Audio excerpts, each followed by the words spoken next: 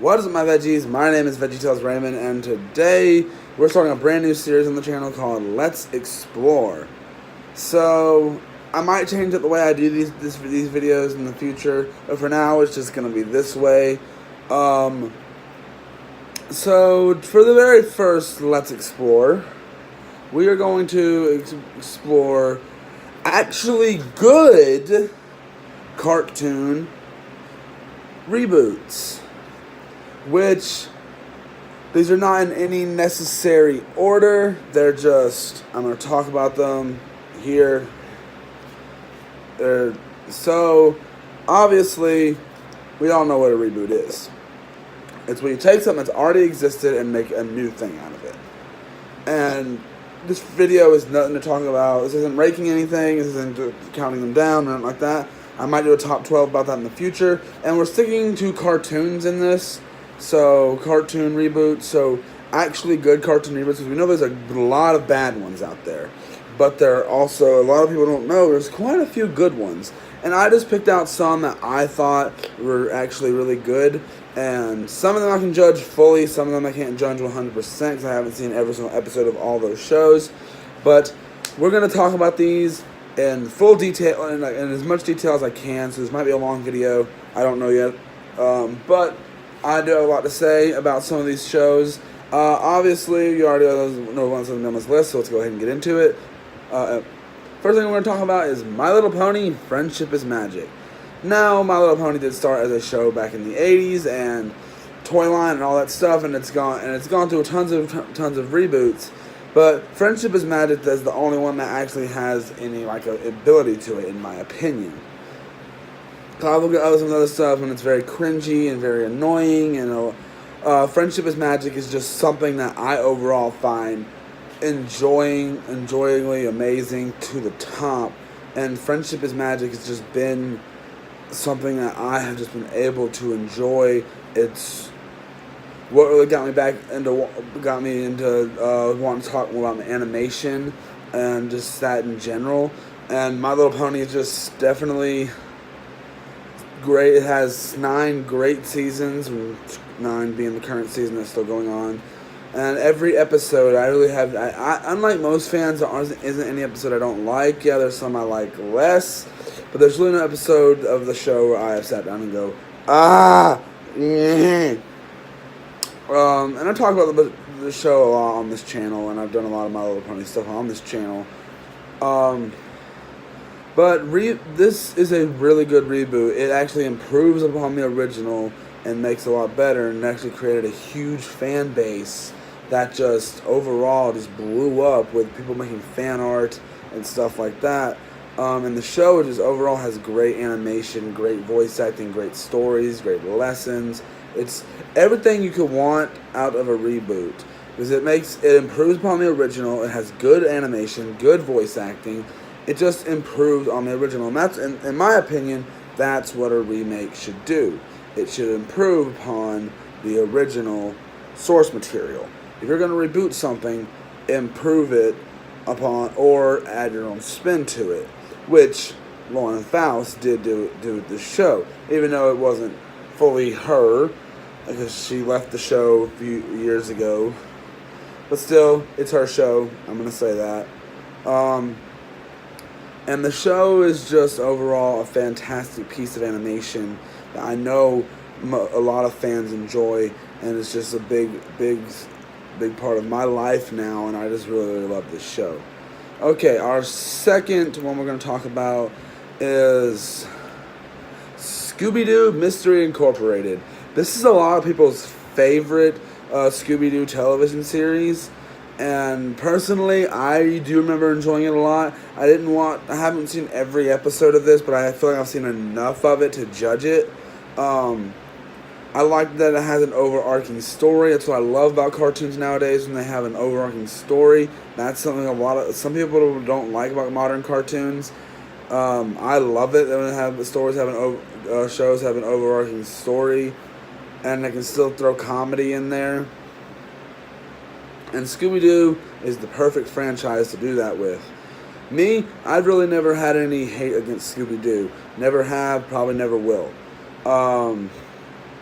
But ScoobyDoo is obviously just such a profitable franchise, and you would think that this could just be trash with how much stuff they've been pushing out. And honestly, it's not. This isn't Be Cool Scooby-Doo we're talking about.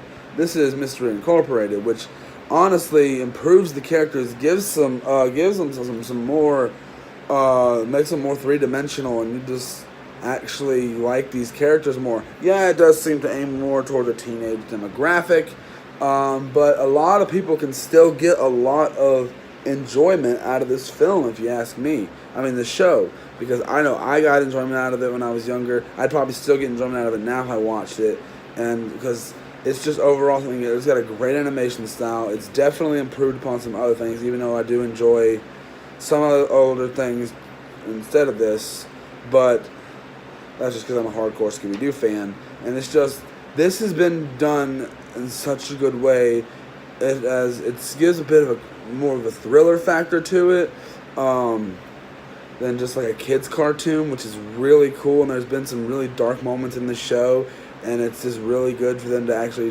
try stuff like this and take risks, and it worked surprisingly. It was actually really entertaining, and I really enjoy this series, and I think it can be, I don't think it could be replicated. If they wanted to go back and do this again, if they wanted to go back and continue this series and do it again, I'd be all for it. But the thing is, this series, I don't know how it ended, but I know this series was good, and we know Scooby-Doo is not going anywhere anytime soon, and this is, if this is something that we got out of Scooby-Doo, I am so glad about it. Even some fans that don't even like Scooby-Doo have said this is good, and the characters get a lot more character to them and all that stuff. But yeah, it's a really good show, and I very much recommend you going to check this out. Okay, so next is the Looney Tunes show. It was just something that was very random when it came out, and it changed a lot of the Looney Tunes world, and what we know about the Looney Tunes. It has changed a lot about the world of the Looney Tunes, which is crazy, and I just found that really, really interesting. The fact that the Looney Tunes is just, it's always been this big slapstick type thing, and yeah, this series is pretty comedy based, but it also does have a bit of an arc to it, I guess you could say. It does actually have some sustenance to it. Now, it has been a long time since I've watched this cartoon, but I do know a lot of people enjoyed it, and I know I've enjoyed it from what I've seen. Like, back when it was first airing, I was like, but as the time went on, it grew on me, and I'm like, oh, this is interesting. This is a neat concept. I liked some characters have changed a lot. Like Lola Bunny was like really changed, and she was kind of turned into the stereotypical dumb blonde girlfriend trope. Which honestly, that sounds like an annoying, dumb thing, but honestly, it's actually pretty funny and it works pretty well. And she's still a very likable character. And yeah, these shows have their annoying moments, and I don't know, I like the Looney Tunes, and I always have liked the Looney Tunes. It's just, I'm not really a big fan of slapstick as much as I used to be. I'm not a big fan of slapstick comedy, even though I do laugh at some slapstick. But this was a good breath of fresh air. Don't get me wrong, there's still slapstick in this. And I think it's just a good way to do something different. And as you guys know, Looney Tunes has done different types of reboots, and this is actually a good way they could have done something that's actually pretty interesting. Okay. But it's just really interesting, and it's pretty neat that they do something like this for this franchise. Okay, our next one is DuckTales from 2017. Now, this one I cannot judge fully, because one, I don't really know if it's improved on the original. I've seen like some clips from the original, and I've seen clips from this. I've seen good 5-10 minute clips from these. I can't really judge these fully because I really haven't watched, but from what I've seen, it's really good, and I've heard a lot of positive things, and apparently it has a 100% on Rotten Tomatoes as of recording this. That is completely crazy, and it got a great animation style. And when I first saw it, when I first heard they were doing this, I thought it was gonna have the animation style of the new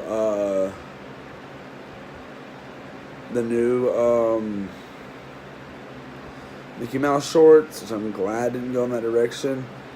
As I don't think it did. I think this is a completely different style. I don't know. But it's really a completely enjoyable ride. I don't have much to say about it, but I'd recommend it. I do need to go watch more of it myself, but yeah, it's actually pretty entertaining. Now, this next one I can talk about in full detail.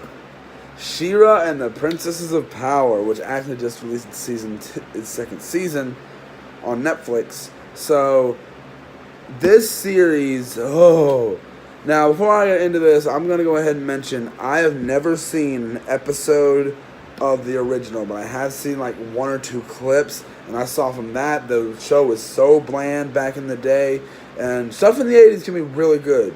So I don't want to say, oh, well, it was the 80s and blah, blah, blah, blah. No, that's not what, I guess it was the 80s, I don't know. But, no, stuff can be really good from the 80s, and this just wasn't it. But then when this came out, it looked interesting to me, and I was like, I really like the animation style. It reminded me a lot of Steven Universe, and I was like, okay, I'll give this a watch. I watched the entire first season in a night. I watched the entire second season throughout an entire day. The series is so good. It's really well animated. The characters are so fun. I really like the character designs. The characters are just funny, it's fun, and just a lot of the stuff you get invested in these characters, and you want to see them prevail in what they're doing. And I'm glad there's an overarching story with this, because it feels like there's some jokes here and there, and there's a lot of interesting things about this. And I like you get to see tons of different types of characters. There's short characters, tall characters, and it's just, and Shira is so amazing, and it's just amazing to just watch this series, and it's just amazing, and I love it. It's so good. It's tons of fun to watch. If you want, it's like really just a masterpiece in my opinion. I have found a few little things in there that bother me, but nothing really that bad. It's like really entertaining, and apparently this has 100% on Rotten Tomatoes as of right now as well. But this is really just an interesting series, and I love it with all my heart, and it's just really, really neat. Okay, so this next one I have seen like the first season and a little bit of season 2.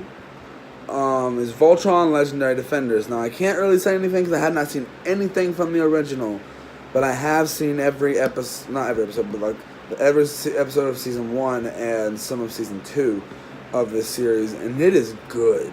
It's got great animation. It's very anime inspired, because I think the original was an anime. I don't think this counts as an anime, but it's very anime inspired, and it's really fun, and really has a good overarching story.